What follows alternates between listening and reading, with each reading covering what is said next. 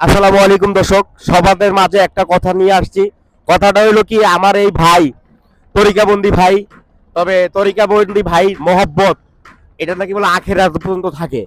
এই জন্য ভাই আমার কাছে অনেক দিন যাবত আসে, তবে আমি আপনাদের মাঝে তুলে ধরতে পারি না। ভাইয়ের কিছু যন্ত্রণা, কথাবার্তি, এমনকি ছেলে হারানো বাবার কিছু কথা সে বলবে, আপনারা শুনেন।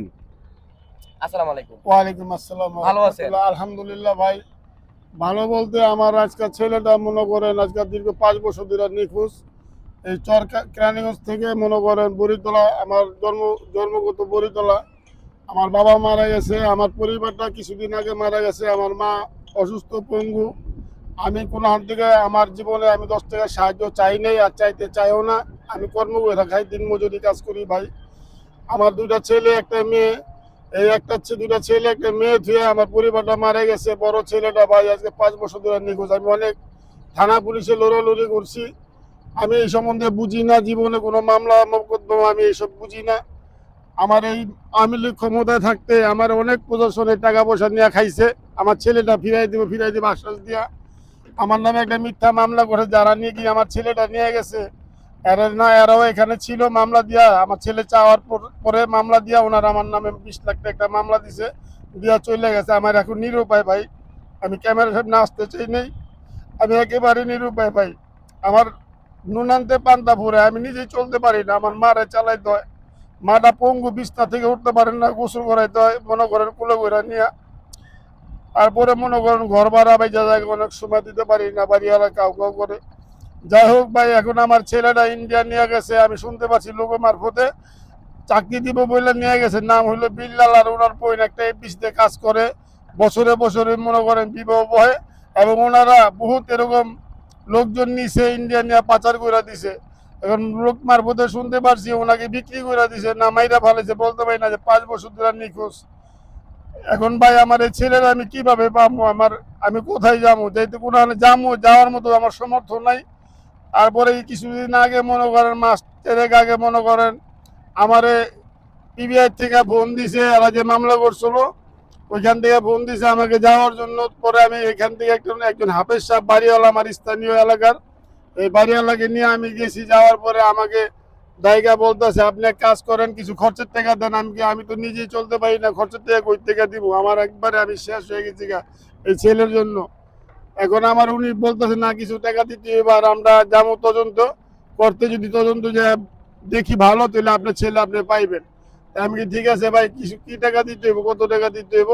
বলার পরে উনি বললো 1000-5 টাকা দিয়েন, আর এখন কিছু দিয়া যান, আর পরে যা পারেন আপনি পরে 1000-5 টাকা ম্যানেজ করে দেখেন। পরে আমি 1000 টাকা দিয়েছি ওনারে, আর এখান থেকে আমি একজন লাভে 4000 টাকা রাখছি, ওনার থেকে 5000 টাকা নিয়ে দিছি, 6000 টাকা দিছি। উনি এখানে আসার পর তদন্ত টিম নিয়ে এসে গাড়ি নিয়ে তেলঘাট গাড়ি রেখে আমার এলাকায় ঢুকছে বরিতলা। ঢোকার পরে না হলে 100 লোক সাক্ষী দিছে, আমার ছেলে নিয়ে গেছে।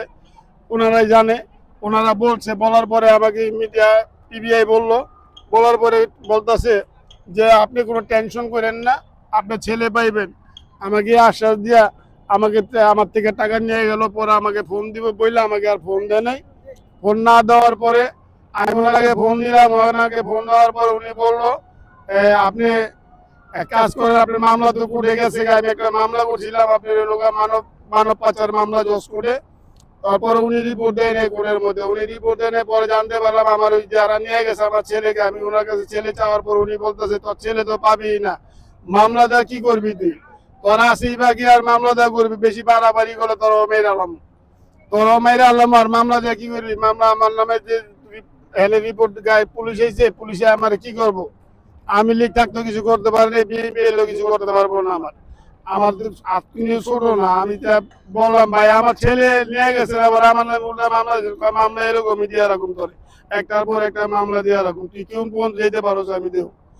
আমি আর কি করুম ভাই? পরে এলাকায় বিচার দিলাম, এলাকার অনেক বিএনপি নেতা মেতা আছে, কইলাম এলাকা তুমি কেন জিডি হলা না? তা আমি জিডি করলাম তো বুঝি না, জিডি করুন কিভাবে? জিডি আমার তো টাকাই নাই। আমি অনেক টাকা আমার খরচ হয়ে গেছে ভাই। আমার যা আসলো ঘরে মাল সামানে বিক্রি করে আমি প্রশাসনে টাকা দিচ্ছি। এখন ভাই আমার কিছু করার নেই। আপনার কাছে দর্শকের কাছে আমার তুই মেনুতি, আপনার দয়া করে আমার ছেলে যদি সন্ধান পান আমার কাছে একটু আমাকে একটু যোগাযোগ করাই দিবেন ভাই। আমার একবার আমি নিঃস্ব হয়ে গেছি গা ভাই আমার ছেলের জন্য ভাই। আমার ছোট ছেলেটা মনে করেন 6 বছর, এখন বর্তমানে মনে করেন 11 বছরে পড়ছে। হাফিজি মাদ্রাসায় পড়ালেখা করাইতেছি ভাই, ওর খালারা পড়ালেখা করায়। আমি যদি যতটুকু পারি ততটুকু আমি চেষ্টা করি দেওয়ার লেগে, না পারলে তো কিছু করার নাই। ফ্যামিলির থেকে অনেক কথাবার্তা শুনতে হয় আমার। ওর মা প্রিয় মারা দর্শক, গেছে। আপনারা বুঝতে পারছেন বিষয়টা। বিষয়টা বলতে কি, আমরা আইনকে অনেক শ্রদ্ধা করি, তবে আমাদের যারা আইনজীবী লোকেরা আছেন, আমার বন্ধু যারা আছেন, এমনকি সবাই একটু বেশি বেশি এটা একটু শেয়ার করে দিবেন। আর আমি স্ক্রিনে দিয়ে দিব ইনশাল্লাহ ছবি, আপনারা এটার জন্য একটু সহযোগিতা করবেন। আপনাদের কাছে আকুল আবেদন, এমনকি আমাদের তরিকাবন্দী যারা আছেন, এমনকি দেশবাসীর কাছে সবার কাছে আবেদন রাখলাম। এটা আপনি ডক্টর ইনুস সাহেবের কথা কিছু বলবেন তার কাছে? হ্যাঁ, বলার ছিল, বলতে কি বললাম, উনি তো আছে অনেক, দেশ নিয়ে অনেক বিশাল ব্যাপার, এবং একটা দেশ চালানো অনেক বিশাল ব্যাপার। তো উনি এক এক পরে এক এক গ্যাঞ্জাম চলতেছে, আমি ওনাকে কি বলবো। তারপরে ওনাকে বলি, উনি দয়া করে যদি আমার দিকে একটু সুদৃষ্টিতে তাকায়, তাহলে আমার সন্তান না মনে হয় আমি ফেরত পাবো। যদি উনি যদি দয়া করে আমার সন্তানের দিকে একটু, আমার দিকে, আমার কেউ নাই পৃথিবীতে, যদি দয়া করে উনি নিঃশ্বাস, যদি উনি আমার দিকে একটু দয়া করে তাকায়, তাহলে আমি আমার ছেলেটা বুকে ফিরা পাবো। আমি মৃত্যুর আগে যেন আমার ছেলেটা পাই, এটাই আমার কামনা, আশা, আর কিছু করার নেই আমার। বাবার মনের ভিতরে কি আকাঙ্ক্ষা এবং কি আশা এখনো নিয়ে আসে, এমনকি দর্শকের উপরে ছেড়ে দিলাম। তবে আপনারা ভিডিওটা বেশি বেশি শেয়ার করে দিবেন, কপি লিঙ্ক করে দিবেন, অন্যকে রিপোস্ট করে দিয়ে দিবেন, যাতে অন্য এই খবরটা প্রচার করতে পারে। দর্শকের কাছে আমাদের এটাই আসল আবেদন। তবে আপনারা সবাই একটু ধৈর্য সহকারে ভিডিওটা পুরোটা শুনবেন, হয়তো বা লং হবে ইনশাল্লাহ। আসসালামু আলাইকুম।